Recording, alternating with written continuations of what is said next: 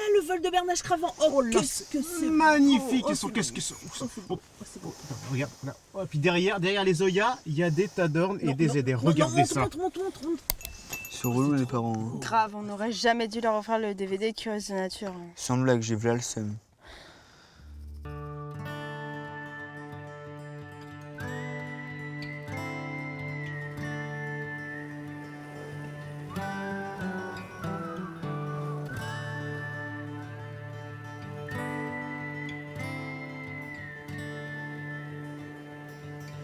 Aujourd'hui, je vous convie à une promenade entre ciel et mer pour y découvrir le territoire non pas d'un, mais de deux oiseaux absolument splendides, deux canards, tous les deux très colorés, tous les deux marins, tous les deux carnivores car amateurs de mollusques et de crustacés, l'Eider à duvet et le Tadorne de Belon. Et si ces deux canards sont en apparence très semblables, vous verrez qu'en fait ils sont extrêmement différents. Et si nous sommes ici dans cette somptueuse baie du Mont-Saint-Michel, c'est qu'aujourd'hui s'y produit la conjonction de trois événements très rares. C'est l'équinoxe de printemps, on y attend la marée du siècle et en ce moment s'y produit une éclipse quasi totale de soleil. Alors je vous convie à une petite promenade littorale qui, j'en suis sûre, va nous révéler plein de jolies histoires. Rivalisant de beauté, l'Eider à duvet et le Tadorne de Belon fréquentent tous deux la baie du Mont-Saint-Michel, trait d'union et parfois de désaccord entre Bretagne et Normandie. Nous allons parcourir ces sables mouvants et ces côtes rocheuses jusqu'aux îles de Chauzet sur le territoire de ces deux magnifiques canards. Et là, s'il fait sombre, ce n'est pas parce que c'est l'éclipse, c'est parce que nous sommes au point du jour, le soleil se lève juste derrière moi. Tous les oiseaux commencent à s'envoler, il y a des centaines d'oiseaux qui volent tout autour et le Mont-Saint-Michel est juste derrière. Et nous sommes là parce que nous attendons le mascaret.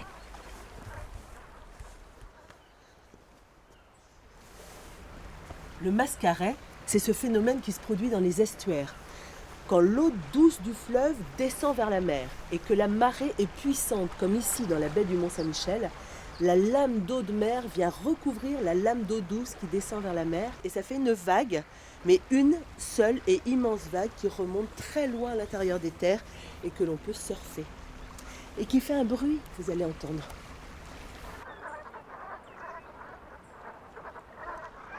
Cousine germaine de nos deux canards, les Bernache Cravant sont des hôtes bruyants de la baie. Le vol ondulant de ces oies forme une vague, véritable réplique aérienne à l'arrivée imminente du mascaret.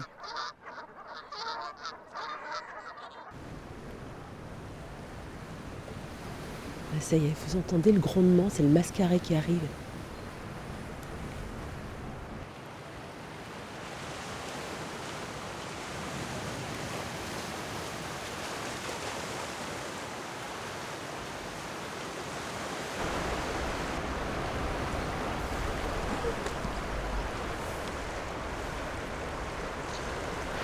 La puissance des flots est vraiment impressionnante et le mont est en train de redevenir une île.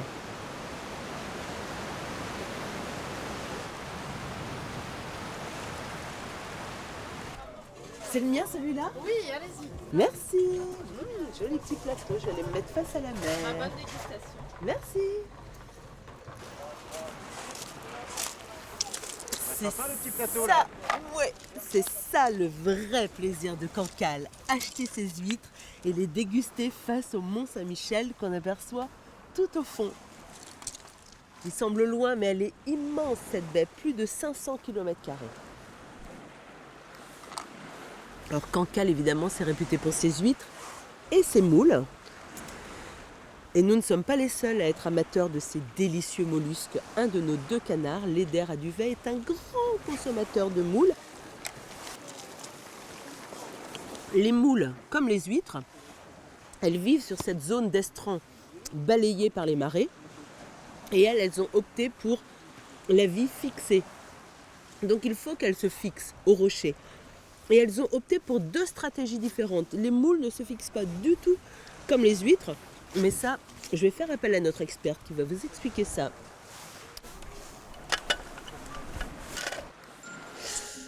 Je me suis coupé un doigt en essayant d'ouvrir une huître.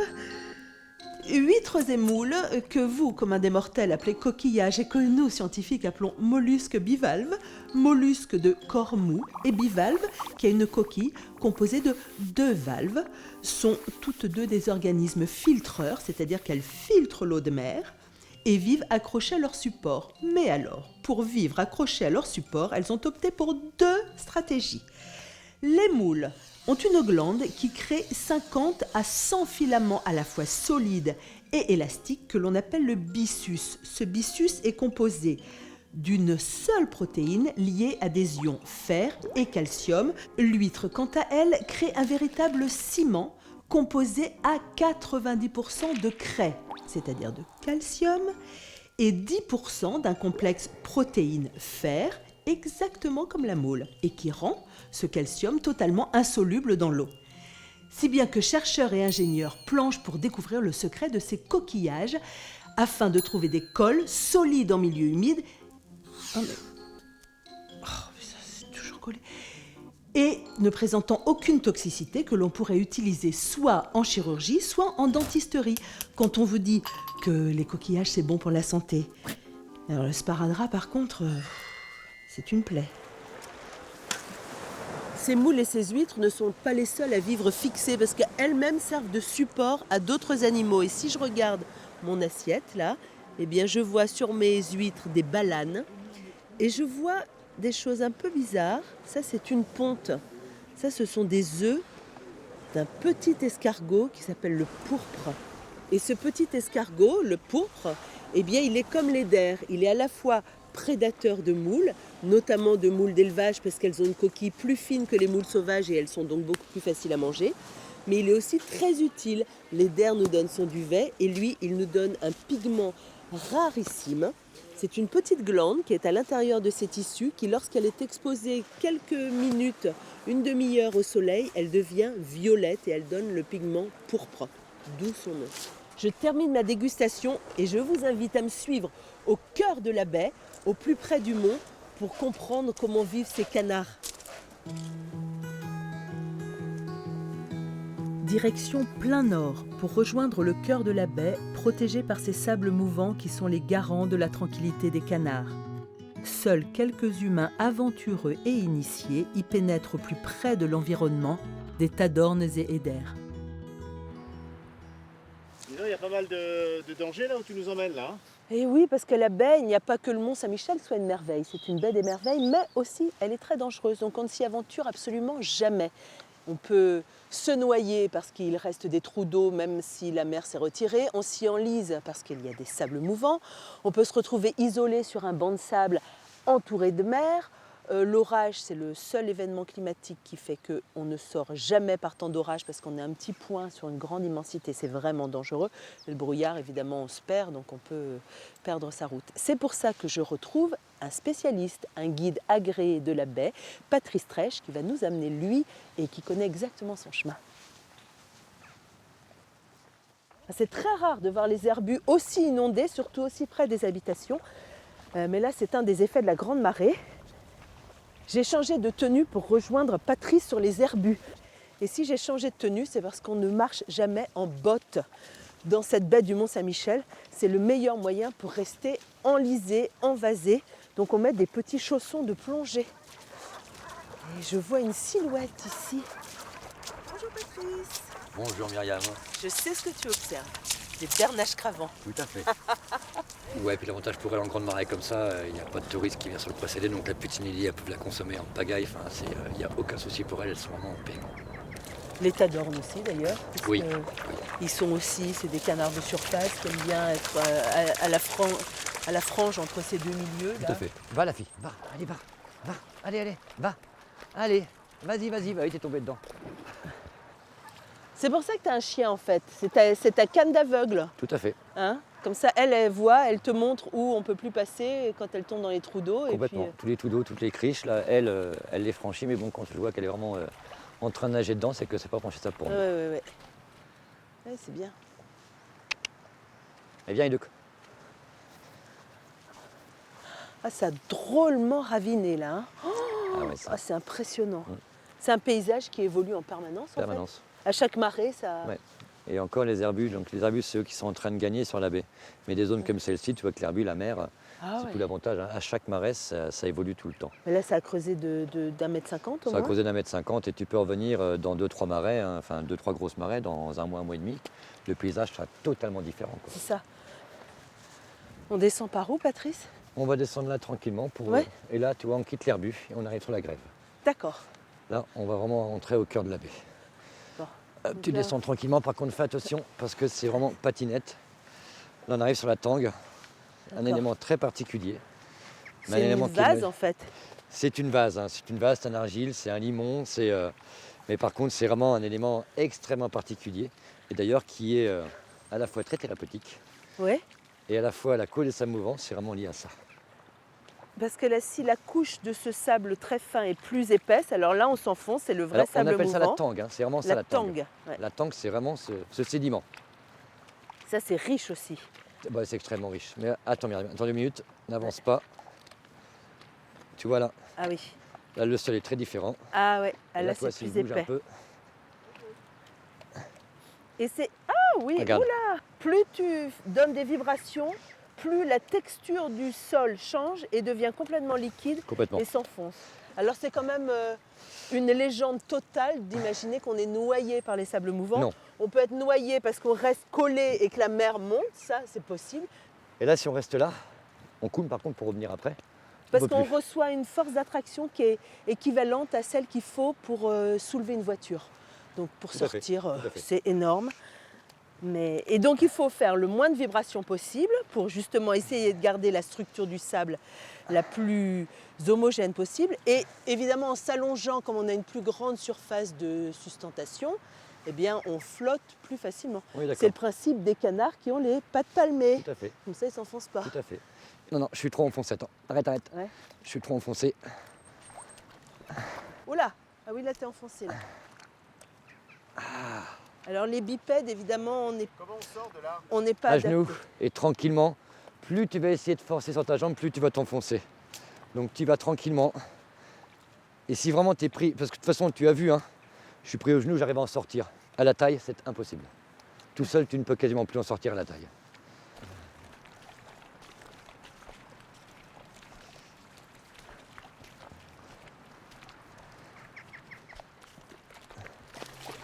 Mais là par contre, t'as vu, on est tout seul quoi. C'est merveilleux. La baie elle est à nous là. Ah ouais. Ah, quel Elle est à nous. privilège. Quel privilège. Ah ouais, c'est magique. Sinon ça n'a pas de prix ça, tu vois. Ah non, ça, c'est sûr. Et tous les jours ça change, tous les jours. C'est merveilleux.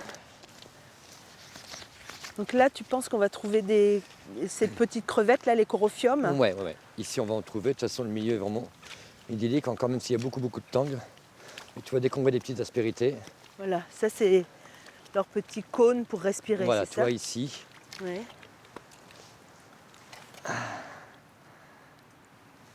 tu vois la Ah galerie. oui, là, on voit bien, là.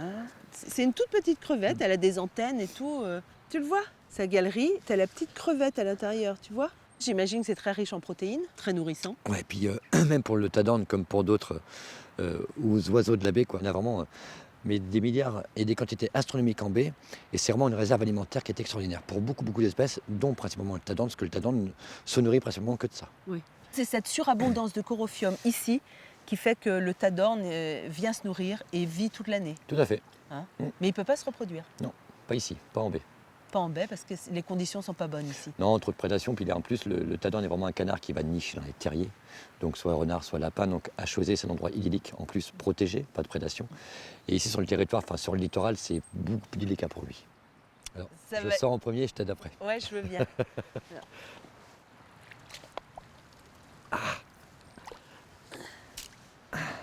Alors. Vas-y. Hop. D'abord une jambe, pas les deux. Juste une jambe. Vas-y. Voilà. Super. C'est la première qui était dure à sortir. Et là, on va s'écarter un tout petit peu pour pas y rester. Yaïdouk. Hop là. Ouh, on va retrouver la terre ferme. J'ai l'impression de revenir de la Lune. Tu sais, on dit souvent un territoire dunaire, un territoire lunaire. Et c'est vrai que. Ah bah, tu vois, le moral. Bah voilà, Myriam. Je vais t'essayer de repartir tranquillement. Tu vas plein nord vers Chausey. Direction Chausey. Là-bas, plein plein nord. nord. Et moi, je repars tranquillement par chez moi, plein sud, plutôt chaud. D'accord. Et moi, je vais trouver maintenant l'endroit où nichent les tadornes et où se nourrissent les éders. Exactement. Merci beaucoup. pour la balade. Au revoir.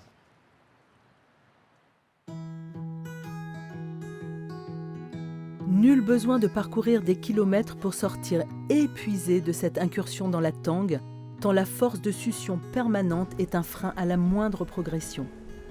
Cette fois, j'attends la marée haute pour me faire conduire le long des 25 km qui me séparent du bel archipel de Chausey. On va où là, Myriam ? On arrive à Chausey. C'est l'archipel qui borde la baie du Mont-Saint-Michel au nord. On a fait du bateau stop. On est sur un bateau de mytiliculteurs, les gens qui travaillent les moules. Et là, je vais rejoindre le capitaine. Et le capitaine, c'est Julien. On arrive, Julien ? Ouais, dans 8 minutes. 8 minutes, c'est magnifique. Hein, là, on est marée ni haute ni basse. Là, elle descend jusque 4 heures. La navigation dans Chausey, c'est un peu plus compliqué parce que c'est plein de cailloux, en fait, c'est plein d'îlots. Ouais, exactement. Ouais. Il y a des cailloux immergés, il faut vraiment connaître tous les cailloux. Ouais, ouais. Et donc là, ça, c'est une concession de moules que vous avez, des moules de Bouchot. Ouais, il y a alors là, 3 c'est sortes une île d'élevages de et moules. on a plusieurs concessions en fait, à plusieurs endroits. Là, on va dans un endroit, on a un autre endroit, on a 3 endroits nous en tout. Et ici, il y a des canards qui mangent un peu les moules, c'est les éders Ouais, voilà, les éders et les macreuses. Ouais. et les macreuses. Enfin, les macreuses mangent le petit naissain et les éders, c'est les moules vendables en fait, les grosses moules. Et lui, comme c'est un canard plongeur, l'éder, il peut manger les moules Sous l'eau. sous l'eau. Voilà. Et il décime des lignes entières. Quoi. Ouais. Parce que faut savoir que ça mange son poids en moules par jour. Par jour, donc sur la quantité qu'il y a, c'est impressionnant. Quoi. Ouais, c'est énorme.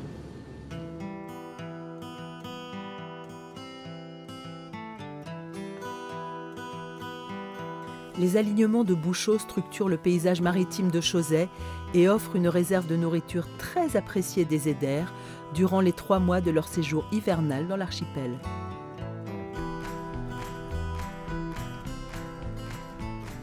Et voilà les Bouchots quand la mer s'est totalement retirée. Ça, c'est toute leur hauteur et ça ne fait pas peur du tout à notre canard éder puisque lui c'est un plongeur.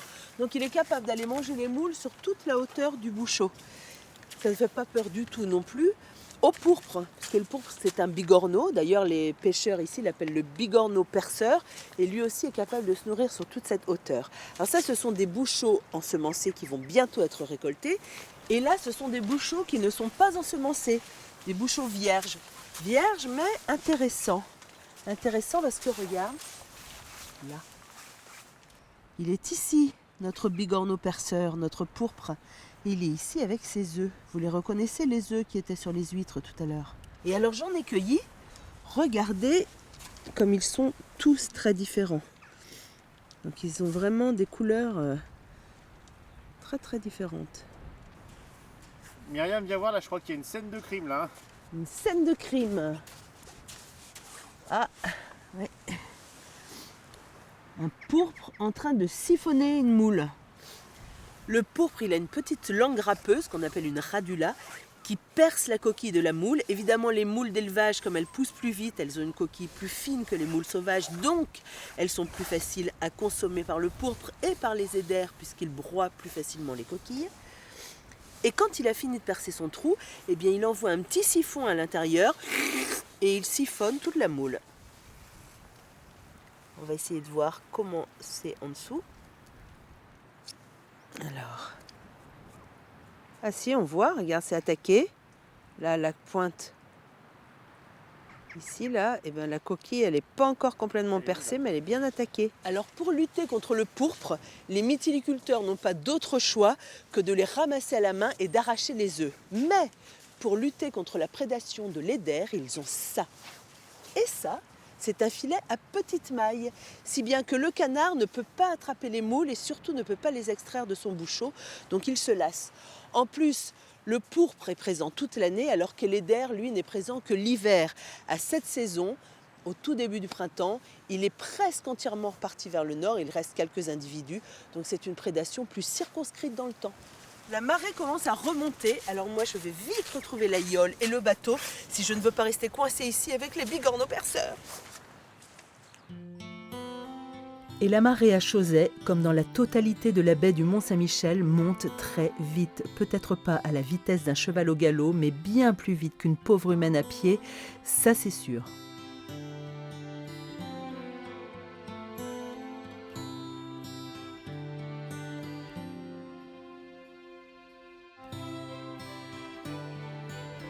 Et voilà, je suis de l'autre côté de la baie, toujours sur l'estran, mais cette fois, je suis sur un estran rocheux. Et aujourd'hui, avec cette marée du siècle d'un coefficient de 119, alors que le maximum possible est de 120, cette baie de plus de 500 km², elle est normando-bretonne ou bretonno-normande, tout dépend du côté où on se situe, en atteste cet édifice, puisqu'il s'agit d'un hamer. Un hamer, c'est une balise, un repère visible en mer pour les marins. Et s'il est ici, il y a son petit frère de l'autre côté de l'île, c'est parce qu'il servait à matérialiser cette différence entre les eaux de pêche bretonnes et les eaux de pêche normandes. Un navire restait en mer, aligné sur ces deux hamers, et la ligne qui reliait ce navire à ces deux hamers, c'était la séparation exacte pour qu'il n'y ait pas de friction entre les Bretons et les Normands.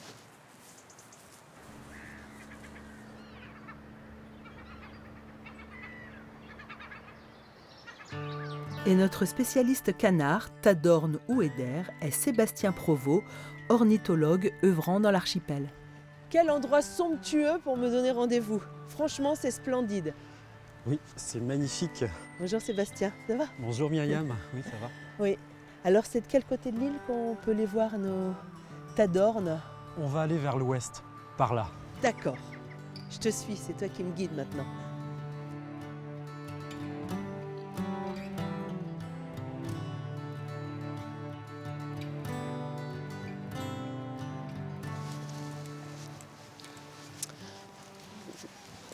Beau. Ah, la mer se découvre là. Hein. Tiens, regarde. Il y en a deux là. Ah ouais, c'est un couple. Au milieu des bernaches cravants, c'est magnifique ça quand même. Hein. Voilà le mâle et la femelle. Regarde, on les voit là, ils plongent, ils basculent là, ils font la bascule, ils ont juste le petit cul qui sort. Ouais, super bien. On voit bien que c'est un canard de surface. C'est ça, c'est un comportement typique des canards de surface. D'ailleurs, j'aimerais bien faire appel à notre experte pour nous expliquer en 2 schémas la différence de bec entre les canards filtreurs comme le tadorne et les canards comme l'eider qui avalent tout rond ses proies. Et puis la différence de corps aussi entre les canards de surface et les canards plongeurs. Alors il y a les canards de surface, les canards plongeurs, les canards laqués... Non, ça c'est pas le sujet. Les canards de surface sont donc en surface, voilà, c'est ça, on progresse. Pour être en surface, ils ont un corps un peu dodu qui leur permet de flotter et des pattes très centrées au milieu du corps pour nager qui leur donnent une marche très aisée et leur permettent de décoller à la verticale. Le canard plongeur est lui beaucoup plus hydrodynamique avec un corps profilé et des pattes très excentrées vers l'arrière qui facilitent sa propulsion dans l'eau mais rendent sa marche malaisée et l'envol difficile, le contraignant à courir à la surface de l'eau pour décoller. Autre différence, le bec. Celui du tadorne est plat et frangé de lamelles qui lui permettent de filtrer la vase, ne retenant que les tout petits mollusques comme les hydrobies ou les microcrustacés que sont les corophiums. Celui de l'eider est puissant et conique, capable d'arracher les moules à leur support, c'est dire s'il est fort, que notre canard avale entière et broie dans son gésier, régurgitant ensuite les débris des coquilles. Moi perso, j'aime les escargots, les moules, les huîtres, mais toujours sans coquilles. Et toi mon canard ? Sébastien m'amène un peu plus loin sur l'île pour découvrir un autre habitat du tadorne. C'est le début d'une lande à ajoncs là, avec des gros rochers derrière. Peut-être aussi qu'il niche un peu derrière, bien à l'abri des regards. C'est sûr, et personne ne peut les trouver là-bas. Hein. Ouais. Par exemple, là, il y a un endroit où un couple de tadorne pourrait nicher. Regarde, derrière le buisson de betteraves maritimes, Il y a un trou là sous le rocher, ça peut former une galerie très favorable. Bien cachés derrière leurs petits plants de betterave maritime. Alors moi, je suis trop curieuse pour m'arrêter devant un trou comme ça et partir. Je suis obligée d'aller voir à l'intérieur. Petite caméra qui permet d'aller voir au fond des trous. Bon là, Sébastien, je sais pas ce que t'en penses, mais il n'y a rien. Hein. Ici, pas de tapis de plumes, donc Ouais. Parce que ça, c'est quand même un point commun entre le tadorne et l'eider, c'est que la femelle, elle tapisse de duvet. Hein, son nid. Alors, c'est pas aussi sophistiqué chez le tadorne que chez l'eider, parce que l'eider, c'est vraiment sa spécificité et c'est un canard que tout le monde connaît, même si on a l'impression d'en entendre parler pour la première fois, parce que l'eider a donné son nom à des choses qui nous concernent directement. En italien, eider se dit edredone. Et edredone, ça donne l'édredon. Et en anglais, on dit eiderdoe, qui veut dire aussi édredon. Je vais vous montrer quelques images, parce que ça, c'est pas de chez nous, ça se pratique en Islande, mais en Islande, on ramasse le duvet d'eider. Regardez ça.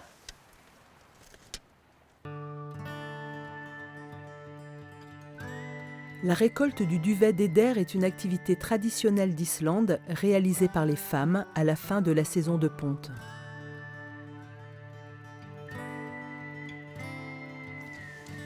Eh bien moi je suis bien contente d'avoir mon petit duvet d'eider qui me protège. Bon, les eiders ils sont partis là. oui, parce que ce sont des hivernants et à partir de février-mars, ils rejoignent les régions nordiques. Ouais. Ouais. Par contre nos tadornes, eux, ils vont nicher là. Les tadornes n'élèvent pas leurs jeunes ici à Chausey. Les adultes n'ont pas assez de temps, le temps de la marée basse, pour aller chercher la nourriture pour les jeunes ici à Chausey. Donc en fait, ils accompagnent leurs nichés vers la baie du Mont-Saint-Michel, là où ils auront beaucoup plus d'espace pour trouver la nourriture nécessaire. Donc ils font les 25 km qui les séparent du Mont-Saint-Michel. Ils les font à la nage parce que les poussins sont tout petits. Dès que les poussins éclosent, pratiquement, quoi, exactement. Ils y vont. Vous imaginez des petits poussins qui sont plus petits que mon poing, qui n'ont encore pas pris un seul repas et qui partent pour 25 km de traversée. Une traversée qui va durer au moins 6-7 heures. C'est ça, oui, oui. C'est quand même le temps d'une marée. Surréaliste. Quelle aventure!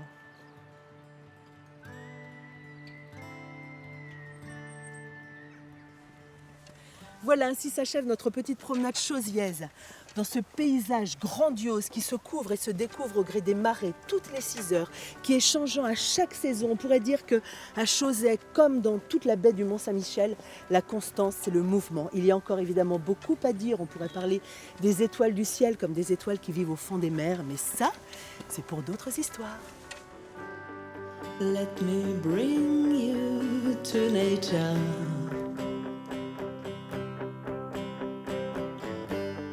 Let me show you how it's great everywhere.